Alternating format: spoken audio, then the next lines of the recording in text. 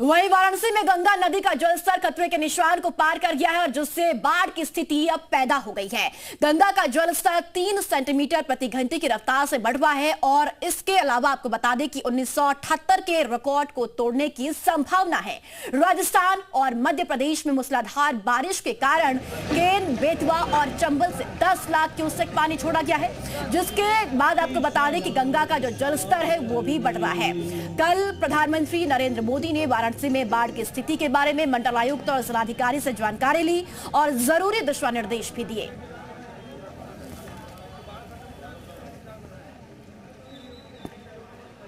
तो वाराणसी के भी यही हालात इस वक्त देखने को मिल रहे हैं। वाराणसी में अब बाढ़ जैसे हालात बन गए हैं। गंगा ने जब से खतरे का निशान पार किया है, रिहायशी इलाके, तटवर्ती इलाके और सभी घाट के किनारे रहने वाले लोगों के भीतर एक तरह का डर समा चुका है। और आप देखिए कि 80 घाट का सबसे बाहरी जो रोड है, अब वहां तक गंगा पहुंच रही है। इसके भीतर जाकर लोग घाट का दीदार करते थे, लेकिन अब किसी भी तरीके से कोई भी दर्शनार्थी या पर्यटक गंगा स्थल तक नहीं पहुंच पा रहा है। जो आरती वगैरह है वो सब पूरी तरीके से बंद हो चुका है। अब जो है रोड के किनारे जो तमाम दुकानदार हैं, अब वह दुकानों में पानी जाने लगा है।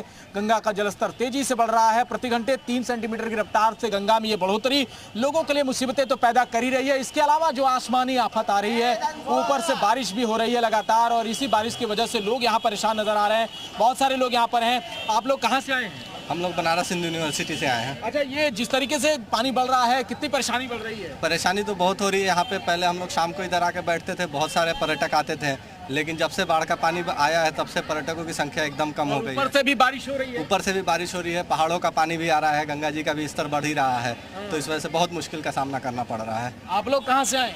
हम तो यहीं के हैं, संकट मोचन से। अच्छा, ये पानी बढ़ गया, अब चौकियाँ जो है यहाँ आ रही हैं पूजा वाली, धीरे धीरे आगे बढ़ती जा रही है। तो बढ़ने दीजिए, हमको क्या है, सब लोग एंजॉय कर रहे हैं, हम भी एंजॉय कर रहे हैं सर। बाढ़ के पानी में एंजॉय भी कर रहे हैं? एंजॉय कर रहे हैं, खेल रहे हैं। कुछ लोग को परेशानी हो रही है। बहुत सारे लोग हैं जो इस पानी में अटखेलियां कर रहे हैं, लेकिन जो यहाँ के बाशिंदे हैं उनके लिए परेशानी जरूर यहाँ पर बढ़ी हुई है। और बाहर अगर नज़ारा आपको दिखाएं दूसरी तरफ, तो देखिए बारिश हो रही है लगातार, और लोग जो है अब धीरे धीरे आगे बढ़ते जा रहे हैं, अपने सामान आगे की तरफ ले जाते जा रहे हैं। और जिस तरीके से गंगा में ये रफ्तार है, ऐसा लग रहा है कि गंगा अब इस बार भी काफ़ी रिकॉर्ड तोड़ने वाली है। और ये 1978 के भी रिकॉर्ड को तोड़ने की कुछ एक्सपर्ट जो है वो दावा कर रहे हैं। तो देखने वाली बात ये होगी कि आने वाले समय में जिस तरीके से गंगा में बहाव जारी है वो लोगों को कितनी परेशानी में डालती है। वाराणसी से वीडियो जर्नलिस्ट बाबूलाल के साथ जयपाल, जी मीडिया।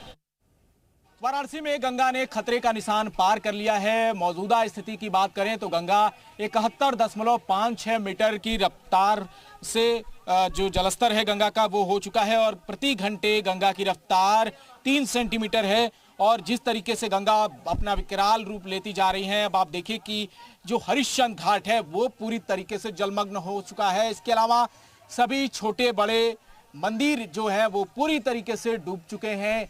एक मंदिर जो सबसे ऊंचाई पर है हरिश्चंद्र घाट का, वो अब डूबने के कगार पर है, क्योंकि गंगा का ये विकराल रूप बढ़ता जा रहा है।